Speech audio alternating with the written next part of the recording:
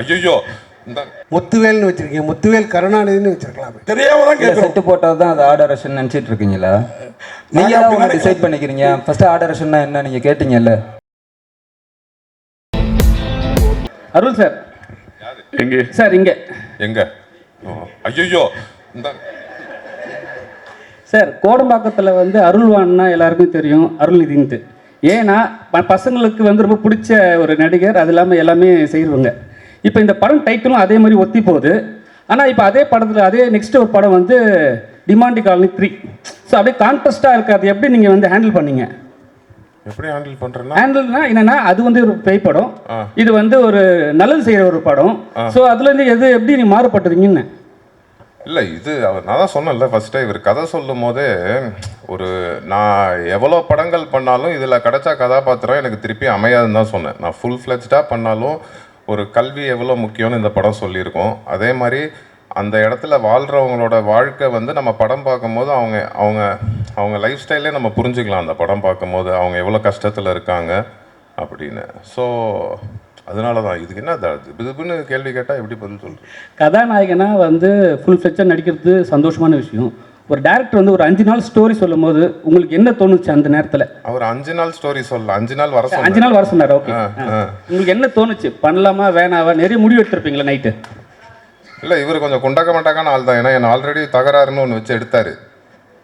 அதனால நான் எனக்கு என்னன்னா சீரியஸாகவே ஃபஸ்ட்டு ஒரு 5 நாள் தான் இருந்துச்சு. அதுக்கப்புறம் ஒரு 20 நாள் வந்திருப்பேன்னா.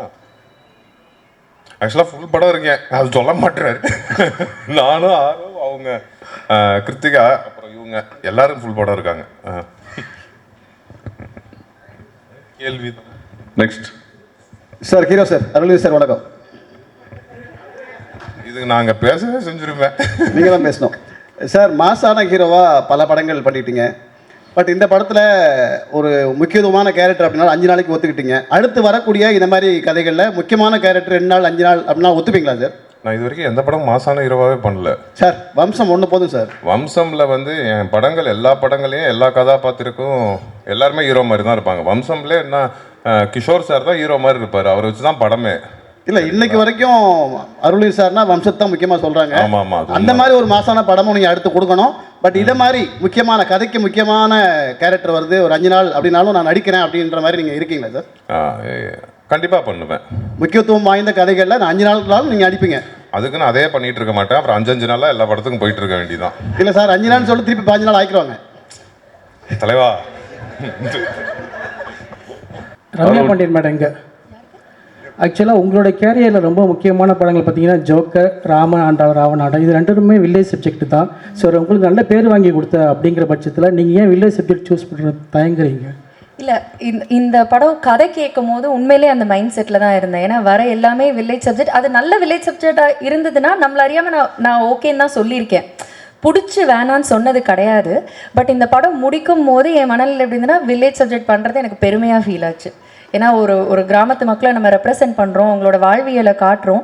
ஸோ அதில் நிறைய நுணுக்கங்கள் இருக்குது, அதில் ஒரு ரியாலிட்டி இருக்குது, ஒரு சோல் இருக்குது. ஸோ படம் முடிகிற டைமில் நான் பெருமை தான் பட்டேன். ஸோ இப்போ அந்த மைண்ட் செட்டில் இல்லை. கதை கேட்கும் போது உண்மையிலே நான் அவர்கிட்ட ஃபோனில் நோ தான் சொன்னேன்.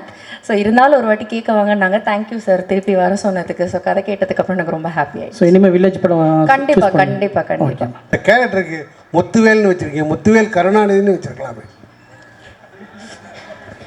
இதை சார்கிட்ட கேட்கலாம் சார். சுகுமார் சார் பார்ட் 2ல வைப்பார். நிஜ வாழ்க்கையில் இப்போ உங்களுக்கு சின்ன வயசில் உங்களுக்கு பிடிச்ச கலெக்டர்னா யார் சொல்லுவீங்க? யாராவது இருக்கா சார்? அப்படி நிறைய பேர் இன்ஸ்பிரேஷன் இருக்காங்க, எவ்வளவோ கலெக்டர் இருக்காங்க. எல்லாருக்கிட்ட இருக்கிற ஒரு நல்ல விஷயத்தையும் ரசிக்க வேண்டிதான். ஆக்சுவலாக எங்கள் அக்காவுக்கு கலெக்டர் ஆகணுன்னு ரொம்ப ஆசையாக இருந்துச்சு. நான் எங்கள் அக்கா கிட்ட அதை சொன்னேன். அது நான் இந்த படத்தில் நிறைவேற்றிட்டேன் பாரு, உனக்கு ரொம்ப பிடிக்கும் அப்படி. எங்கள் அக்கா ரொம்ப ட்ரை பண்ணாங்க ஆக்சுவலாக. சார் ஆரவ் சார், ஒரு படத்தில் வந்து அருள்நிதி, காளி வெங்கட் 2 பேர் இருக்காங்க. அருள்நிதி சார் இங்கே பேசுகிறப்ப அப்படியே ஜாலியாக அப்படி பேசுவார். ஆனால் நடிப்புன்னு வந்துட்டால் வேறு லெவலில் இருப்பார். அவர் உள்ளே வந்துருக்கிறாரு. அதுமாதிரி காளி வெங்கட்டும் பார்த்தீங்கன்னா ரொம்ப சாதாரணமாக, நம்மளோட சாதாரணமாக இருப்பார். ஆக்டிங்கில் வேறு லெவலில் இருப்பார். உங்களுக்கு அந்த பயம் இருந்ததா? ஏன்னா நீங்கள் வந்து நல்ல நடிகர் தான், ஆனால் ஒரு 2வது 3வது படத்தில் இவங்களோட ஜாயின் ஆகிறப்ப நம்மளை தூக்கி சாப்பிட்ருவாங்களோங்கிற ஒரு திங்கிங் உள்ளுக்குள்ளார இருக்கும் இல்லையா? இது இல்லாமல் ரம்யா பாண்டியன் வேறு, அவங்க கிளாமரும் சரி ஆக்டிங்கும் பிரமாதமாக பண்ணுவாங்க. எப்படி ஃபீல் பண்ணீங்க? இல்லை, ரம்யா பாண்டியன் பார்த்து பயப்படல. அதில் அருள் சார் கூட எனக்கு இல்லை, போர்ஷன்ஸ் இல்லை, அந்த மாதிரி தான் படத்தில் கதை அப்படி. அதனால அருள் சார் கூட நடிக்கிற இது இல்லை. பட் காளி சார் கூட 2-3 இது இருந்துச்சு. அஃப்கோர்ஸ் ஒரு பயங்கரமான ஒரு ஆக்டர் அவங்க. அந்த அந்த சீனோட போகும்போது ஐ திங்க் நாங்கள் டைம் லிமிட்டேஷன்ஸ் அதெல்லாம் இருந்தாலும் டக்குன்னு கரெக்டாக பண்ணிட்டோம் அதை. பட் அது படமாக பார்க்கும்போது சார் பண்ண அந்த போர்ஷன்ஸ் வந்து அவ்வளோ ஸ்ட்ராங்காக ஃபீல் ஆச்சு, பயங்கர எமோஷன்ஸ் ஃபீல் ஆச்சுது. ஸோ அது அவர் ஜஸ்டிஃபை பயங்கரமாக அதை பண்ணிட்டார். சார் லால்குடி இளையராஜா சார், நீங்கள் பேசுகிறப்ப ஏதாவது கேள்வியை கேட்டால் பதில் சொல்லுவேன். நீங்கள் மலை சார்ந்த இடமே நல்ல இயற்கையான இடம், ரொம்ப அழகாக இருக்கும்.